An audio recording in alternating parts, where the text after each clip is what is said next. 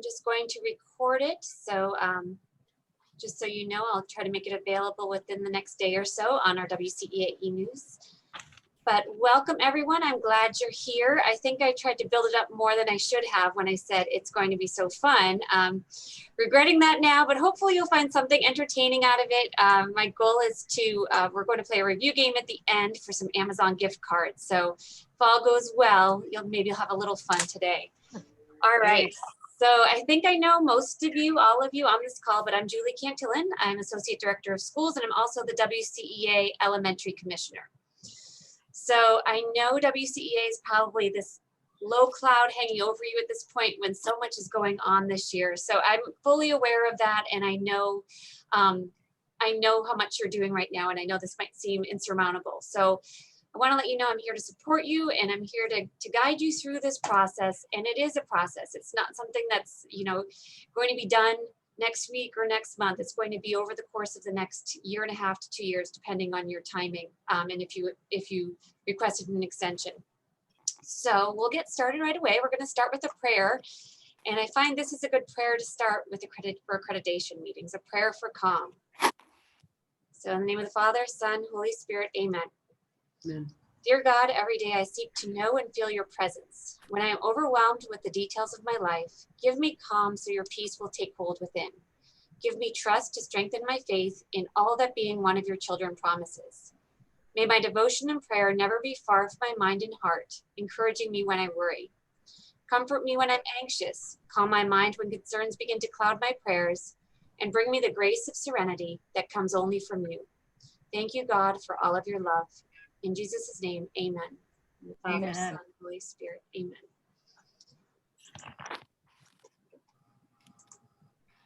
Okay, so just getting started, we want to make sure we all know each other. Normally, if you've been to one of the WCEA trainings in the past, we typically sit at tables and take a minute to get to know each other and introduce ourselves. I would like to introduce ourselves and just state your school name because you are on this journey together. You're part of this cohort that goes through accreditation in 2022. So I'll just go through the list as I see them. If you could just tell us your name and your school and your role, that would be helpful so we can get to know each other a little bit. How about start with Donna? I'm at a ladies' school. I teach first grade, and my role in the WASC is to try to get it together. I think that's all of our roles, right? All right, Maeve.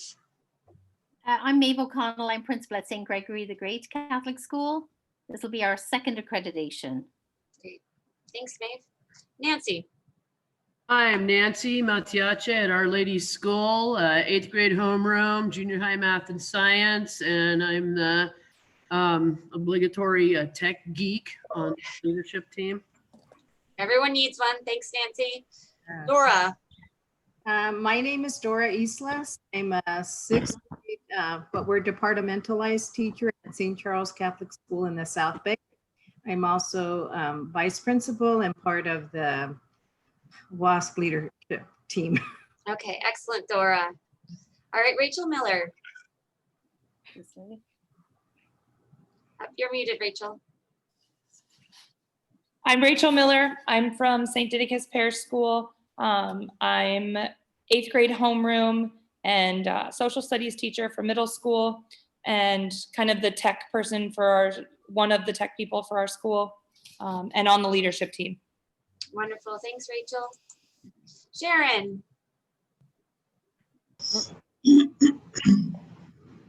Hi, I'm Sharon Ludwig, and I'm St. Vincent de Paul School. I'm in my 40th year here at this school. I've been assistant principal and 8th grade homeroom, and also in charge of technology. Wonderful.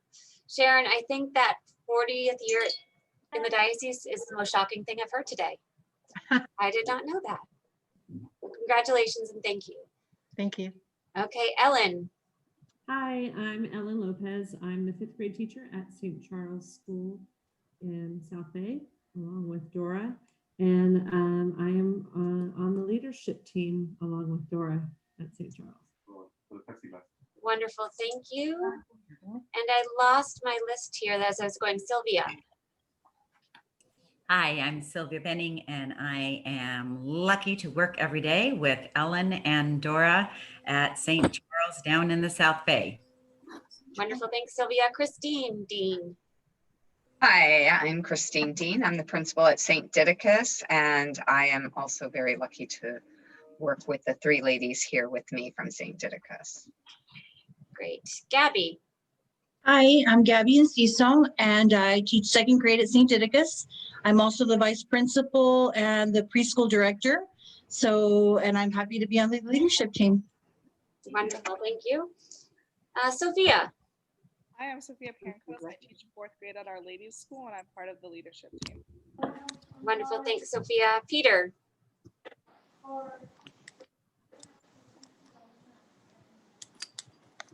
My name is Peter Hickey. I teach fifth grade at Our Lady's School, and I'm also the vice principal of our North Campus. Great. Thank you. Cindy.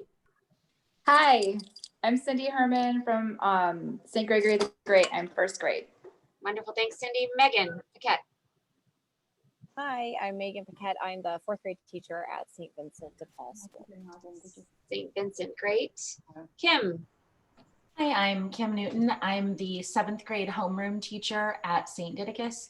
I'm also the middle school literature teacher as well as the technology teacher for grades 1 through 8, and I'm part of the leadership team with Rachel and Gabby. Thanks, Kim. Brittany. I'm Brittany Quito. I teach language arts 6th through 8th grade at St. Vincent de Paul School. I'm also one of the assistant principals and on the leadership team. Great, thanks, Brittany. And Clara.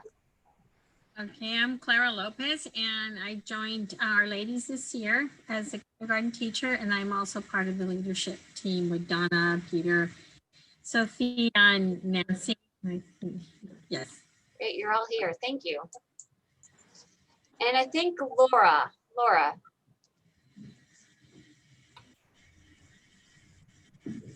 Hi, I'm Laura Zacconi. I teach kindergarten at St. Vincent de Paul School.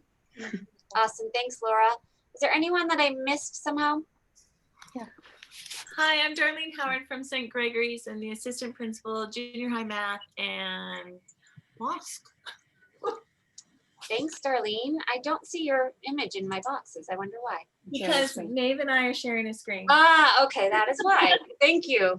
Okay.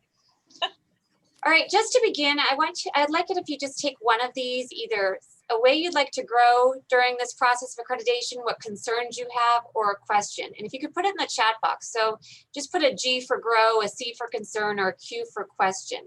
I think it's helpful to learn from each other what concerns we all share, and also what other ways we'd like to grow and what questions we have. So again, just in the chat box, either pick a grow, a concern, or a question to share with the group.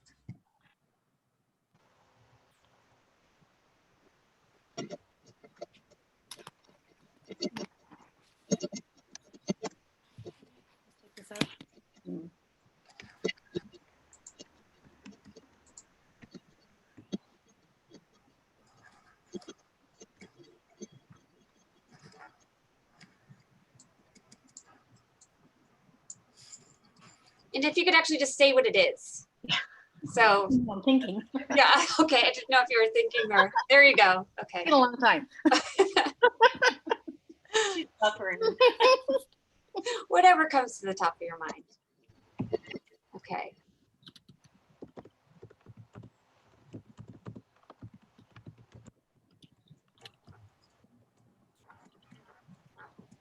Yeah.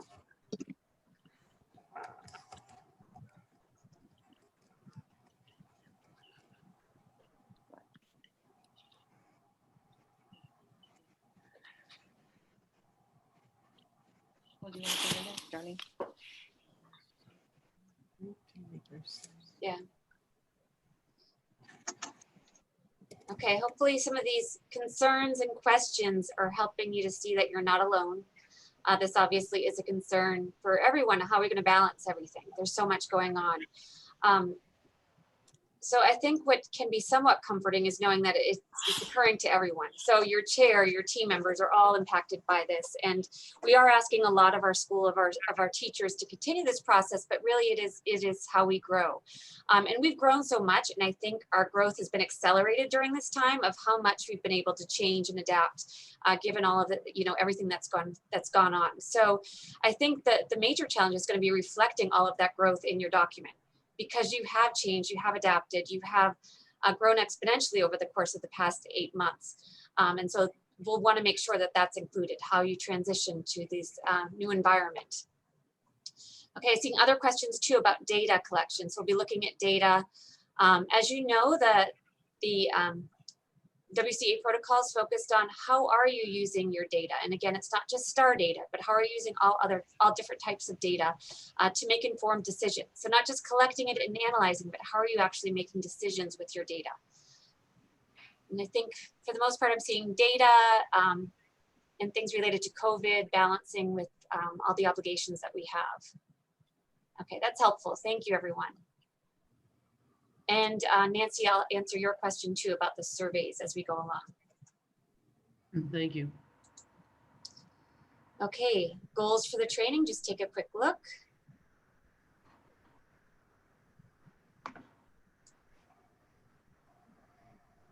One of the things I like about doing these trainings is learning from one another, because you all have such great experiences. Many of you have served on teams.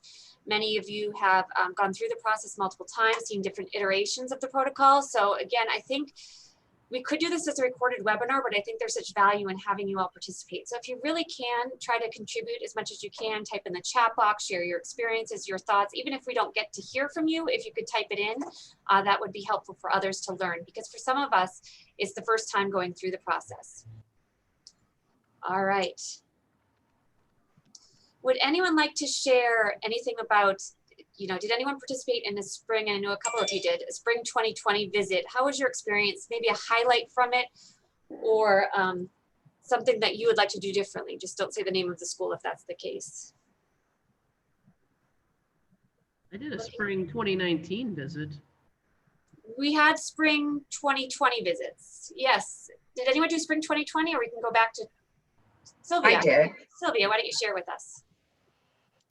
You had the last visit of 2020. I did. Yeah, I was with Sylvia too. Wild. Our last day of the visit was the last day we were all in person instruction. So it was a more stressful visit than usual, because in those 3 days we were trying to manage what was happening in our schools and process what was happening. But it's a lot of work, as you all know who've been on teams, but it is very uplifting.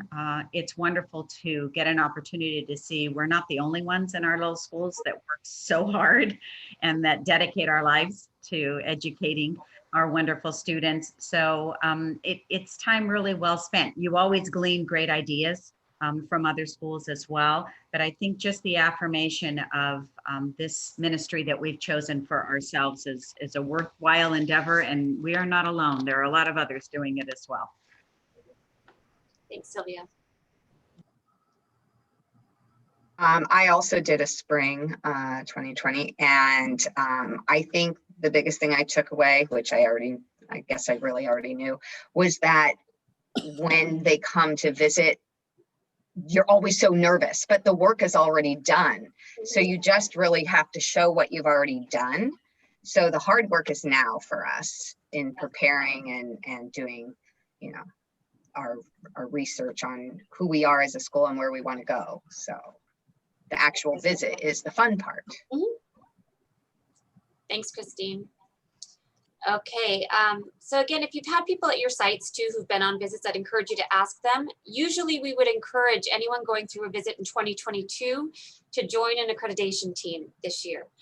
All of our 2021 visits are pushed back to fall of 2021. So the only spring visit we have is the one that didn't get completed in spring of 2020, as well as a few revisits. So if you would be interested in serving on a revisit, even as an observer, if you'd be interested in, we do have that one visit. If you'd be interested in, again, it's going to be virtual.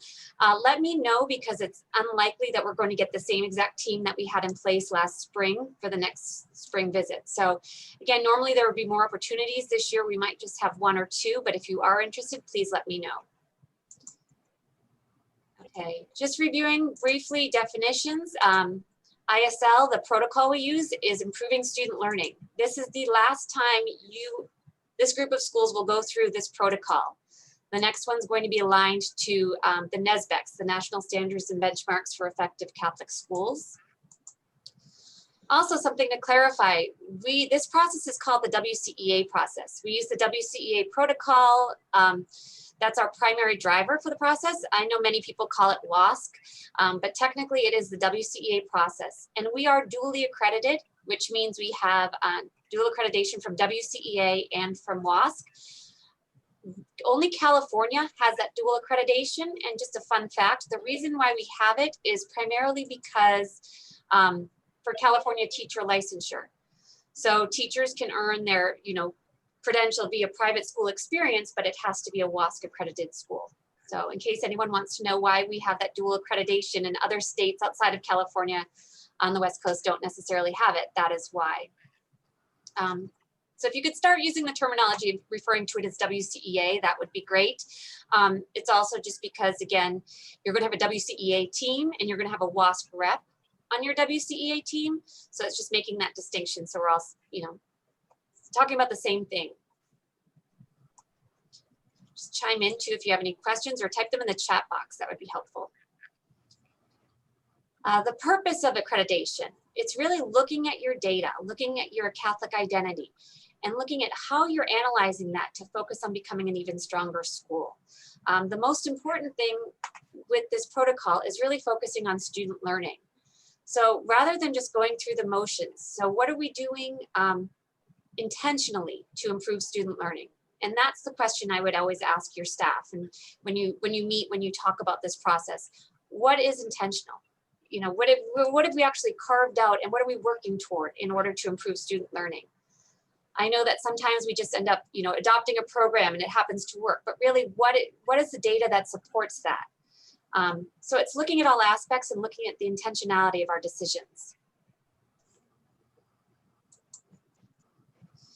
I always put this on here, accreditation is not a status, but a process. And I've been in the diocese for 18 years, and I know, how it used to be too. You'd have the binder on your shelf, and then you'd pull it out a year before and you'd take a look at it and you'd say, uh-oh, or but what you really need to do is, hopefully this is becoming part of your year. Like, you're talking about accreditation, you're talking about your critical goals. How are you making progress toward those? And you're adapting and shifting as needed. So every year, the school turns in an annual update as to progress they've made with their goals. And are you completing your goals? So you choose 5 critical goals and an in-depth goal, but you should be making progress toward those goals each and every year. And that's what this process will help to do, to make sure that you're on track, you're meeting your goals, and you're establishing new goals based on data sources, which we'll talk about. So where should you be at this point in the year? So, of course, this is a COVID year, so it might look a little bit different, but just so you know, just keeping on track, even if you did request an extension, we're still just keeping with the same timeline, knowing that there's a bit of a buffer there. But by now, and it seems like our schools have done this, you've established your leadership team and defined roles. So some of you might have a more specific role. Maybe you're leading a certain chapter, or maybe you're in charge of facilitating some of the teacher meetings. Whatever it may be, that's for you and your team to determine. You've started working on 2A and 2B. So at this point, you should have started 2A and 2B, and the good part is 2A, school profile, you can probably, this is the one section that you could probably take some of what you did the last time, because it talks about the charism of your school, when the school was founded. So some of the essential elements of your school. So again, you could start off, this is a good place to start with your leadership team. Start to take a look at what you submitted last time for 2A and then start working on that. And then 2B is talking about progress you've made since the last visit. And I'll say this again later on too, the progress you've made toward your critical goals. If you'll remember, we have the action plan. And the action plan has 2 critical goals and 1 in-depth goal. But how many total critical goals did you choose? 5. So you chose 5. So those other 3 critical goals need to be brought up. So we need to look at those. What were those goals? And just make sure that we've also made progress in those. And many of you, when you submit your annual updates, you talk about those additional goals that weren't necessarily part of the first action plan. I think in just my time with doing this, I think the biggest confusion is schools write the action plan and they think that's the action plan for the next 6 years. And it's not. That's your action plan maybe for the next 2 to 3 years, but then you bring on those other goals that you identified as critical goals over the course of the cycle. By now, you've also sent out annual surveys to parents. And if you have not done this, it's okay. I know that many schools do this in spring of 2020, and I don't think you were sending out WCEA surveys in spring of 2020. But what I put on here is hopefully a helpful resource for you. The national standards and benchmarks for effective Catholic schools that I mentioned, those standards, those are going to be the basis for our new protocol that's not going to directly impact you, but we've already developed those surveys, so you're welcome to use those because they assess basically the same areas that WCEA, this current protocol assesses, but I think they're written better. So you can just, it's a forced copy. You can go here, you can pick the grade level, all the questions are there, and then you can tweak them. And I'd recommend you use Google Forms or some other online survey just for expediency. All right. You've also identified which days this year you're writing, you're discussing, and then what those days might look like. So hopefully you're not just taking, the book from the last time and then updating it, because that's not at all what this process is about. It's about actually taking the prompts and taking the look at it and saying, what is hopefully your school looks a lot different than it did 6 years ago. So it's really diving in and doing a fresh analysis of what your school looks like in terms of curriculum instruction, Catholic identity, and all of that. And then finally, just for this year, by now you've also submitted your request for an extension if needed. And we did have 3 schools apply for an extension. Any concerns with progress so far? Or questions?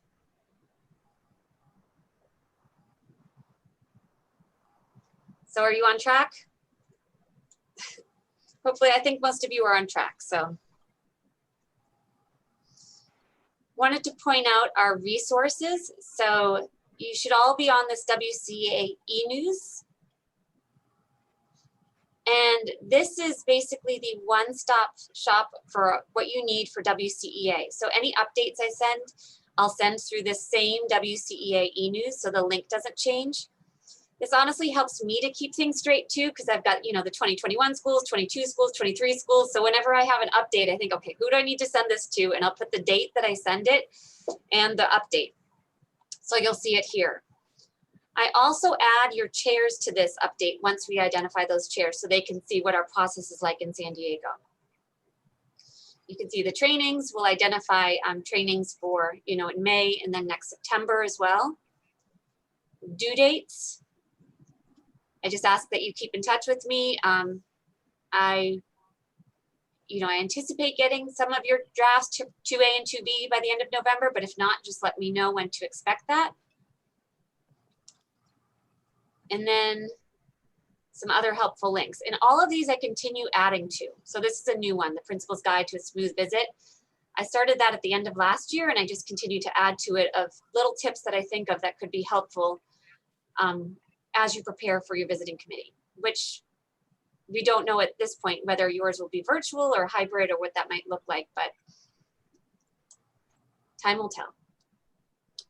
Okay, so those are the resources, some samples, training materials. So I'd invite you just to take a look at that if you have not already.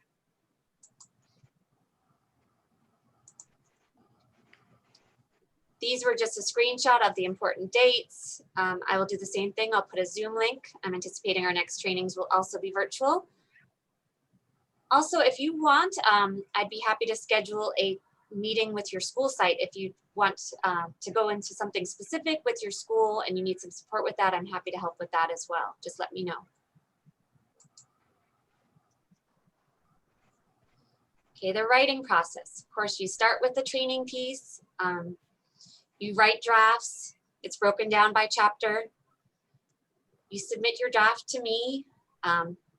You receive feedback. We attend additional trainings, and then you continue to edit, revise, and complete. One thing just to make sure of is once your chair is identified, so it's kind of a funny system how it works is we do trades. So each commissioner has to trade like 2 chairs for 2 chairs or 1 chair for 1 chair. So it's kind of competitive. It's kind of funny. But so we're in that process now where we're arranging like who's going to come to your diocese and who are we going to send to your diocese. So once you have that chair identified, just make sure to stay in touch with them, stay in constant contact. But it would be the best way to do it is to make sure that I've received it and I've provided feedback first. Because not every chair has the same expectations. Each diocese is a little bit different. And we've got a lot of like brand new commissioners. So I just want to make sure that we're all aligned. You know, we follow the protocol and want to make sure that we're all aligned. So any help and support I can give you prior to you sharing with your chair, I'd like to do that because it can help you. Questions about that part?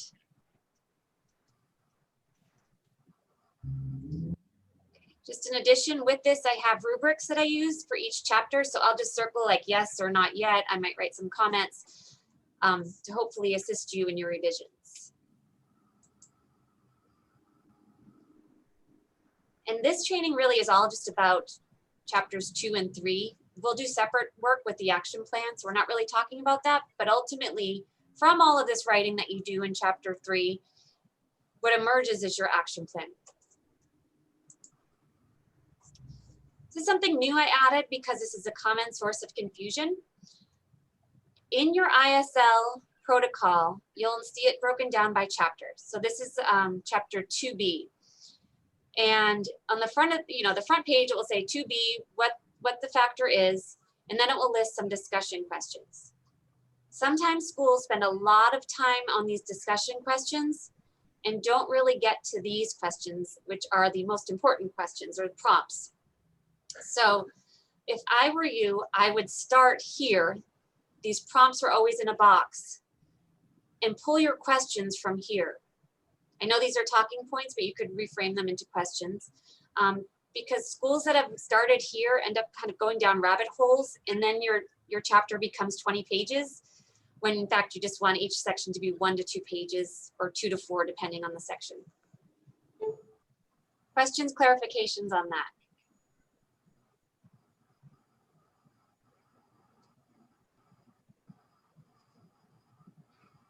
Okay.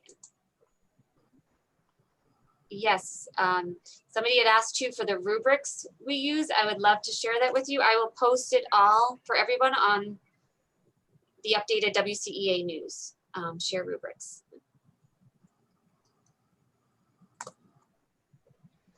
Along with this too, WCEA no longer produces hard copies of this protocol because there are little edits, updates that are made. So the best way to get it is to go onto the website and just download it. And of course you can make as many copies as you'd like, but there are no longer produced copies of it.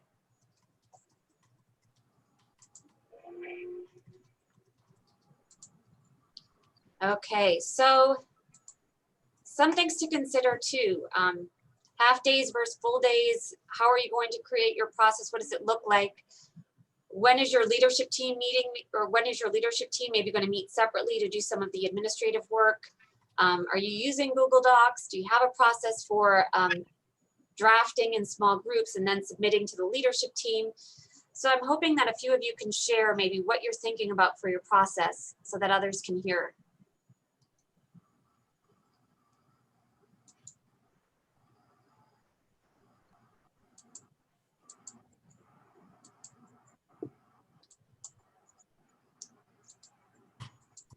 St. Charles or? I can We're using Google Docs. So, we've met twice for writing days as a staff, but the leadership team is meeting. And right now, before those 2 sections are due, we're kind of set as a goal to meet on a weekly basis. But we use Google Docs on a shared drive so that we can save the notes from our meetings. We can save the writing from our meetings. So we have documentation of all the discussions that we've had. And then, we'll figure out how to kind of put that all together when we need to for each section. But I think having Google Docs and a drive dedicated for WASC or WCEA is important for us just to stay organized. Perfect. Thanks, Peter. And I liked how you mentioned too, you're using it to keep track of your meetings, because WCEA, the visiting committee, will ask to see meeting notes. That's one of the pieces of evidence. Anyone else want to share their process, anything about their process right now to help other schools? I can share for St. Vincent. I'm not sure it's going to help other schools because we've just gotten started. But we did have a leadership team meeting. We've assigned roles. We are also using Google Docs. We will be using Google Docs for all of our meeting minutes, and then starting our documentation. And we have our first meeting with the faculty for this on Tuesday. It's our normal faculty meeting. So we're going to just dedicate that one to get started. And Julie, thank you for pointing out to focus on the bullet points. Great. Rather than the questions, because the questions are kind of overwhelming. I mean, you've spent hours on them. They So are. that'll give us a really good focus, especially, going into Tuesday. Excellent. Thank you. I'm glad that helped. One more. We haven't really started per se. We've been working on our mission philosophy and SLEs. We do have the days scheduled, so it's coming. Excellent. And the work you're doing is all part of WCEA, as you mentioned. So that's excellent. Reviewing your mission, your philosophy, your SLEs, all of that is part of the process. Okay. So it's important, I think, to continue to share with each other too. At subsequent meetings, we'll also have time to share, because sometimes what I say doesn't resonate, but something that someone else says can really be a game changer for people. So thanks for sharing. All right, so we use the ISL 2012 protocol. Again, this is the last time you'll use this protocol. We're building out a new one. But this is what it looks like. And it's a good protocol, but I just think the next one's going to be much more focused and much more specific and have benchmarks and rubrics for each of the factors, which will be interesting. So just knowing that that's coming, just try to be really specific and try to use as much evidence as possible when writing your document. Sometimes another pitfall I see sometimes is like, we feel, we think, but really you want to be evidence-based. So instead of using like we feel, we think, talk about what does the evidence show? The evidence doesn't need to be a standardized test. The evidence could be survey data. The evidence could be student test data. All of that is considered evidence. So try to think about it like more of a research paper and less of a poem or a narrative piece. So we have chapter 1. That's just basically how your self-study was conducted and how others were involved. That is the last chapter you write. Chapter 2 is the first chapter you write. So that's the one you're working on now. Your school profile and how did, you talk about your prior findings. Chapter 3 is the meat of your document. So this is really where you're breaking it down really specifically. Some of it is repetitive, but if you try to stick just to those bullet points, that would be helpful. Chapter A is a good one to get started with. If I were leading a leadership team, I would have us maybe all do chapter 3A together, just to get everyone oriented to the process, because Catholic identity is something we can share and something we can talk about across grade levels, no issues. And it's really typically a strength of our Catholic schools. So I might start off by doing 3A together, modeling that, looking at the discussion points, breaking it down and having some discussion on that, but then breaking up B, C, D, E, F, G into small groups and having small groups draft, share, then bring it back for some feedback, then get back and draft again. And then H is typically written by the principal and business manager with input from the advisory board, from leadership team members. But again, this one, since it's resource management, typically falls more to the administrators. So again, if it were me, I would do A as a team, as a faculty, to make sure everyone understands, how the process works. Then B through G, I would break into small groups, have a leader for each group, have them report back. I know you don't have huge staffs, but maybe you want to take B through D to start with, and then E through G, so you could break it down that way. In chapter 2, just going back, primarily the leadership team could do a lot of 2A, and then 2B, you could structure it and then get input from the other faculty members on 2B.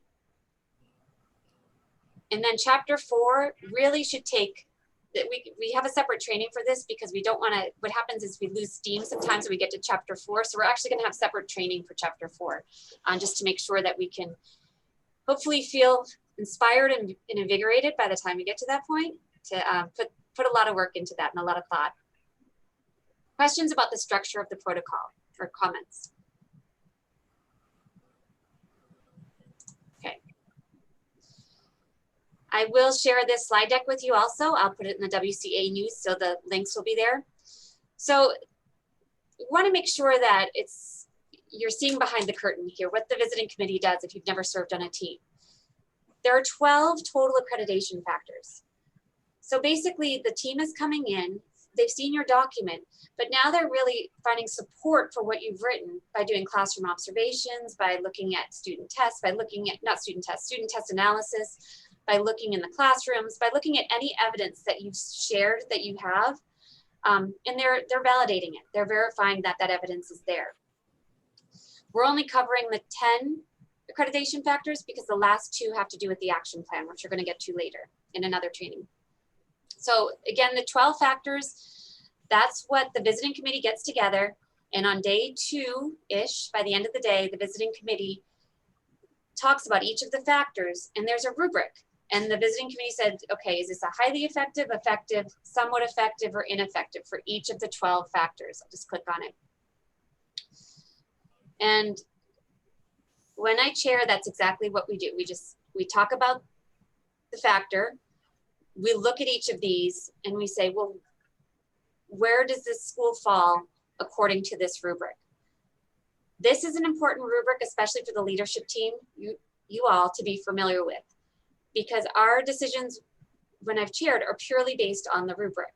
Notice the language to all for the most part. And sometimes it's just a word or two that makes the difference between a highly effective, effective, somewhat effective. So you want to make sure you're familiar with that rubric. So they're not just making it up, but they actually have to base it on the rubric. Anyone who served on a team want to share anything about that?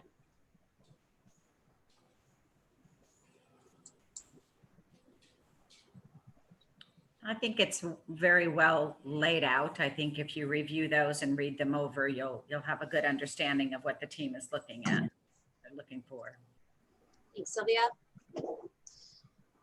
And then the justification statement. This is where they write either the school had a highly effective, an effective, a somewhat effective, or ineffective. They'll go through each of the 12 accreditation factors and list. And finally, they'll recommend a status. And this is the form that the school never sees.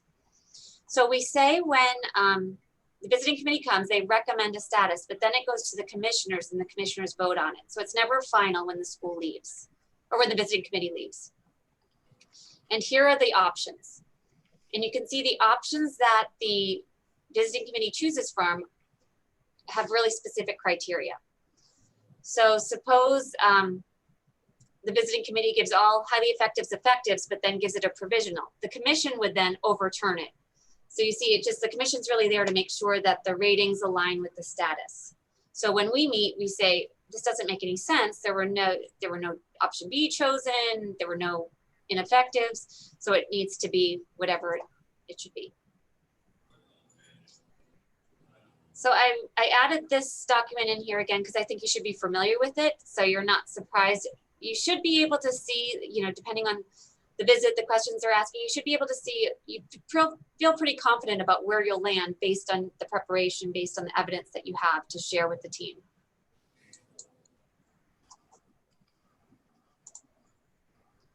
Okay, and these next slides are really just going through each of the accreditation factors, each of the chapter headings. So I'm not going to take too much time with them. I'm just going to show you the outline of how it's put together. So 1A is not an accreditation factor. So 1A and 2A aren't rated. They're not rated. You still have to do them, but they're not rated as a factor. 1B is your first accreditation factor. How are you involving all shareholders? And WCEA does use the term shareholders. And 2A, there's no accreditation factor. This is the one that some of it will be copied from your last visit because your school is still founded in the same year. Probably still has the same charism. It might be lived differently, so you'll want to update that.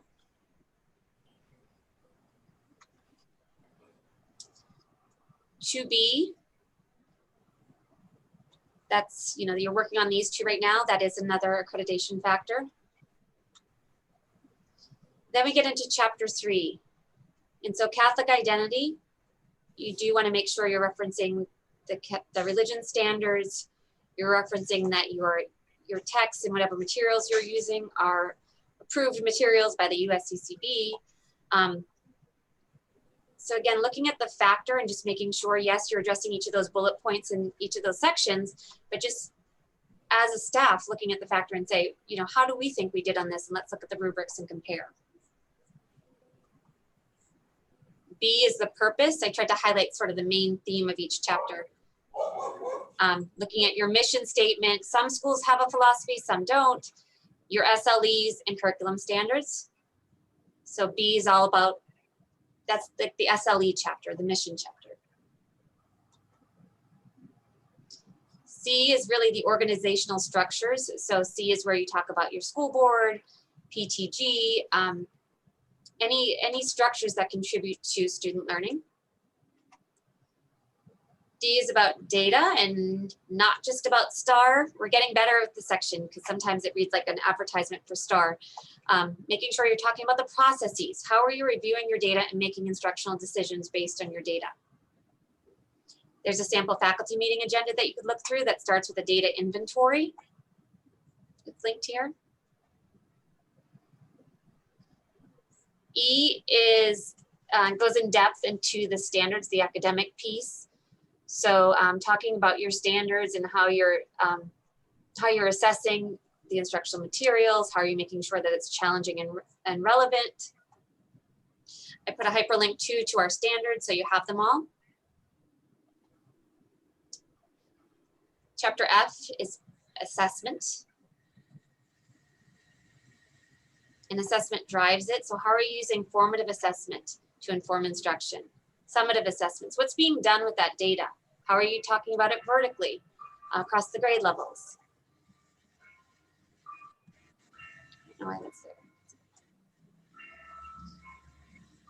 Okay, 3G is spiritual, personal, and academic growth. So support services and activities. I know many of these activities are limited at this time, and that's okay. So you can talk about what you usually do, but I'm guessing that, like I said, some of it will change as a result of COVID and our need to adapt. You can feel free to in your drafts to just write down, write whatever your faculty determines, and then as your visit gets closer to, we can start to take out some material if it's no longer relevant. So maybe, maybe it's more of an information dump at this point. And like I said, then we'll pull material out if it's no longer relevant. Suppose all is fine with the world by the time you have your visit. You can see how things have changed. And 3H is all about resources and plans. So principal, pastor, bookkeeper primarily oversee this one. Any questions on, this is very brief, but again, all that information is in the protocol so you can really see it. One thing I do want to say about 3H, One Big Help, is Lisa Allen. So principals, you know who Lisa Allen is. She does those quick checks, and that information from the budget quick checks could be very helpful to you as you write 3H, because it's very succinct and gives you the information that people, you know, that a chair would need to have. All right. Any questions before we get to our game? So either have, no questions? Okay. Just type, Nancy. Muted. Sorry, okay.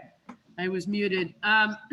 So I was, while you were talking, looking at the website for national standards and benchmarks for effective Catholic schools. And so I'm not seeing specifically distance learning questions in their surveys. So I was wondering if there is something specific. I mean, we wrote our own questions to go into our surveys, and we're ready this week to send those surveys out. I just wanted to check and see if there was anything really specific that the diocese or WCEA wants us to include in those surveys for distance learning. Right, specific to distance learning. Well, depending on where you are with that, there should be some sort of data on how parents, students responded to the distance learning or the hybrid, depending on what you have. High flex, hybrid, some schools are hybrid, we're only, you know, an A cohort, a B cohort. There should be some data on that. And we did a lot of data collection at the end of the year, last year on distance learning. So hopefully you have some survey data from that, as well as some survey data that's separate from maybe what you're going to use for WCEA purposes, but it's still part of that whole data collection. Okay. So I would do like a shorter survey maybe on how's hybrid learning going, or whatever, you know, how's high flex learning, depending on what the model is, and then have a more in-depth focus related to like total school programming. Okay. I think too, on that website where you go to it, it lists all the questions too. You can download them as a PDF and go through and just kind of cross out which ones you don't think are relevant. I know parents are less likely to fill out something if it's really long. Anyone is. Sure. So you may just want to go through and say, what are the most important questions for us? Because again, the whole purpose is that you're using that data somehow to make a change or to update it. It's not just to collect it. They have a survey about Catholic identity, and then they have a survey about school program effectiveness, but there is nothing in there about distance learning. So that's my only question. Is I see the questions, and we actually already used a lot of those in surveys, and we added a few in about distance learning. It's just that our principal said we have to have questions about distance learning in our surveys. So I thought maybe there was something specific that was on the WCEA website and I just missed it. So no, but we do have diocesan surveys about distance learning if you'd like me to send those to you. They were on our distance learning website last year, but I think I've archived most of those, but we actually, no, we got it. No, okay. we got it in March 11th last year. We sent those surveys out because you and the rest of us could kind of see it coming. So we got those out to the parents right away as soon as that was available. We modified it a little bit for our school. We actually did do that. Yeah, so use that data. Okay. Yep, use that data.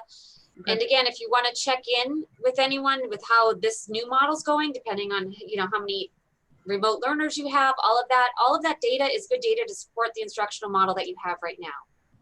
Okay. But that survey alone won't capture everything that WCEA will need. But I also wouldn't add too much too specific to a WCEA type survey. But it's multiple surveys. I get what you said. Yeah. There was a spring right before COVID distance learning survey, and then there was like a post semester June timeframe survey, and now we should have one again. And plus the regular like WCEA, you know, what do you like about our program type survey? And exactly, yes. And I can, all those. Yep. And one school who has a significant number of distance learners, they're doing a survey every week, goes home to distance learners. All of that information is still part of your data collection. So it just depends on how often you're surveying them. What are the questions you have that, why are you putting out the survey? So are you putting out the survey because you want to get feedback on your program and how it's going? Then that makes sense. But if you're just putting it out there to have more data, that doesn't make sense. Okay. Thank you. Yeah, you're welcome. All right, so let's try this. Kahoot. So we're gonna do a quick review and we'll have prizes for the top 3. So if you have either the Kahoot app or you can just go to a website and your name should pop up here and then we can start our review game. I always like a good game, so hopefully you do too. Sophia's on there.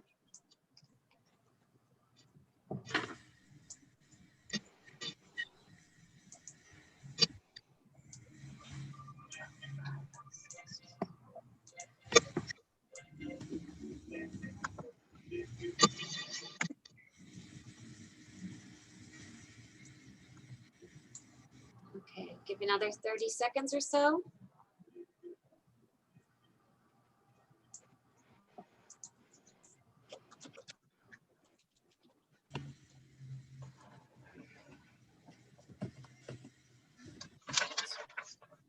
So if you've never played Kahoot before, not just okay to have the right answer, you have to be the fastest.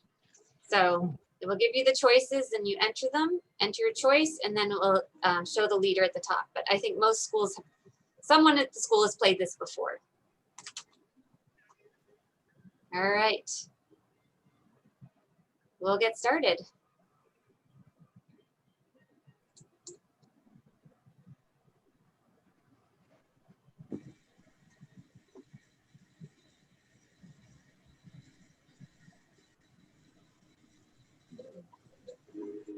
Sorry, Julie, I need the pin again, sorry. Oh, let's see, right after this question, I'll go back. Okay. If you, it's at the bottom of the screen. Oh, right here, yep. It's right here. Okay, I don't have it. It's not showing on my screen. Did you see my screen? It's 530-5062. Okay, thanks. You're welcome. Okay, that is false. The purpose is not about writing the strong document. The purpose of having the visit is to verify what's in the document and to actually see the evidence that you've referenced in the document. So I think we want to make sure we're putting as much work into the actual evidence collection and discussion with our staff as we are into the actual writing of the document. Sophia's in the lead.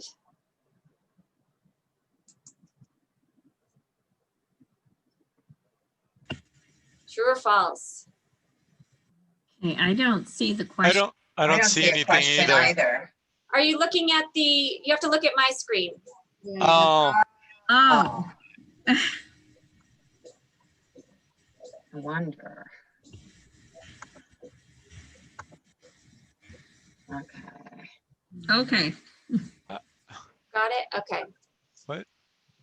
So the discussion prompts are not what you go to. It's the bullet points on the back that actually list the topics. So we want to make sure we're focusing on the back parts, the ones in the box. I know that was a little confusing, my apologies. So it's not the discussion prompts on the first page, but it's the bullet points on the back of that page. New leader, Kim. All right, Kim.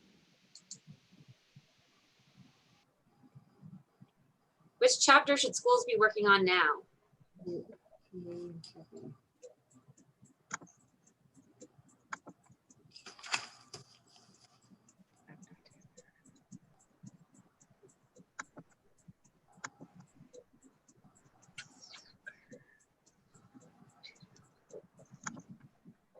Good work, everyone. Yes, chapter 2.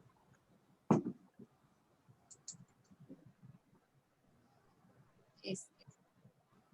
Sophia's on fire.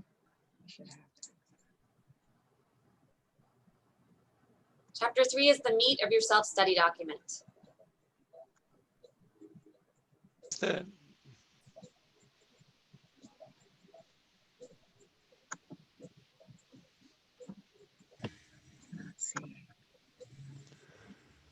Boo. Good work, yes.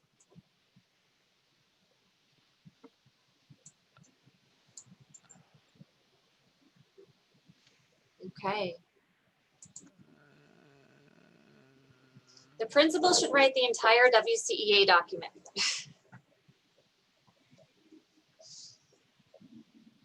Okay, that was quick. No, the principal should not do it. Hopefully the principal's appointed a leadership team, and those leadership team members too have responsibility so that the whole staff and all the shareholders contribute to that process.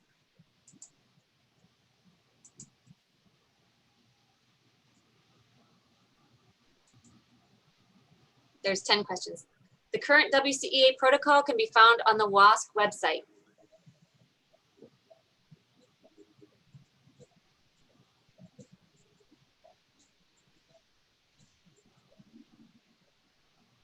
It's false. Remember, WCEA and WASC are two separate accreditation organizations. So the WCEA protocol is found on the WCEA website. Separate accrediting bodies. We just happen to be accredited by both.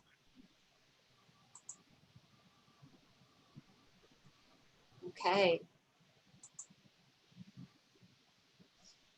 Shareholders need to be involved at all stages of the self-study process.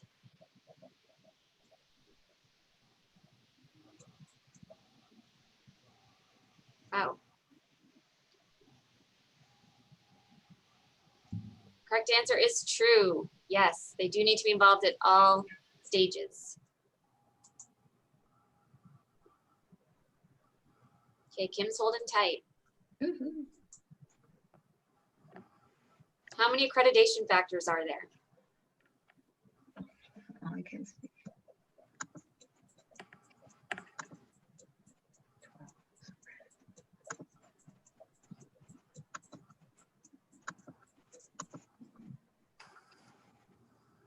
Yes, there are 12 accreditation factors. We only discussed 10 in this one. So that was the tricky part about that question. Okay. Chapter 3D should describe processes your school uses to analyze and interpret data.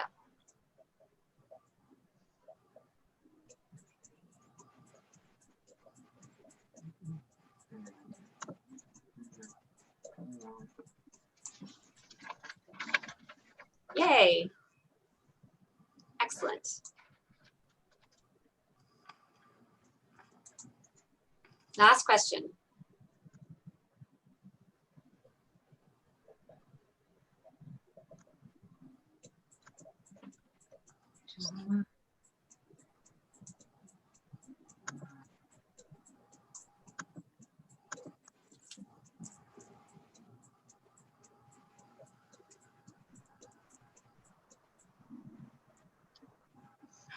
Oh, wow. Split. Yes, chapter 1 is the final chapter you write. So it basically describes how you wrote the self-study and how shareholders were involved. So that was a tricky one too, because people would assume it's 4. It's not. Okay, so right now, again, your focus is 2, then you'll move to chapter 3, then for the action plan, and finally chapter 1.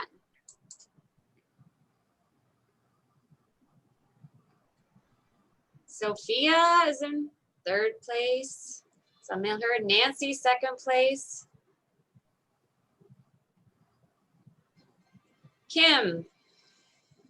Kim is our champion. So congratulations to everyone.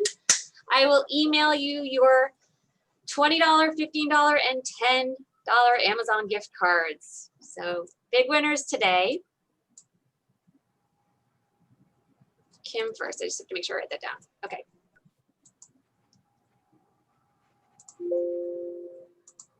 All right, final tips. Make sure you read the visiting committee manual, or at least skim through it. So visiting committee manual, because that way you're informed of what the visiting committee is looking for. I think it's always good, especially if you've not served on a visiting committee, it would be an excellent practice to at least skim the headings to make sure you're familiar. And of course, communicate. You cannot communicate enough, especially once your chair is identified. Please make sure you send him or her drafts all the time. You get feedback.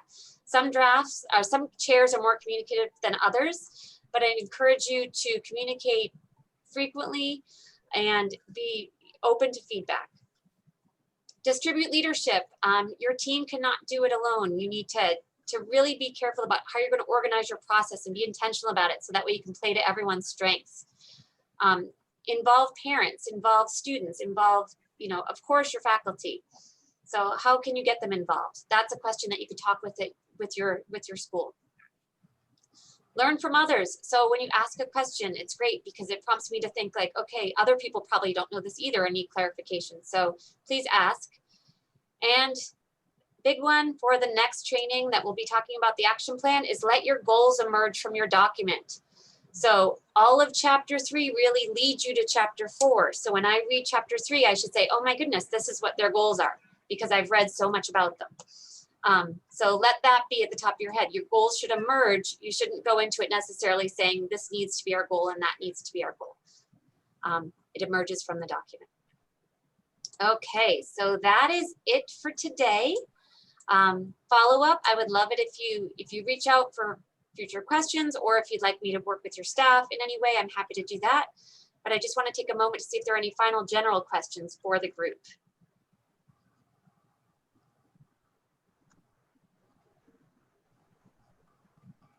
Okay, so I will post this recording and I will share it on the WCEA site. And I would encourage you again to just let me know where you are in your process and let me know if I should expect a delay for chapter 2. So we're here to support each other. Just keep me posted and I'll try to support you as best I can. So thank you, everyone. And thank you for all that you do. Thank you, Julie. This has been Thank very you. helpful. Thanks, Oh, good. Julie. Okay. Bye-bye, everyone. Thank you, Julie. Thank you. Thank you.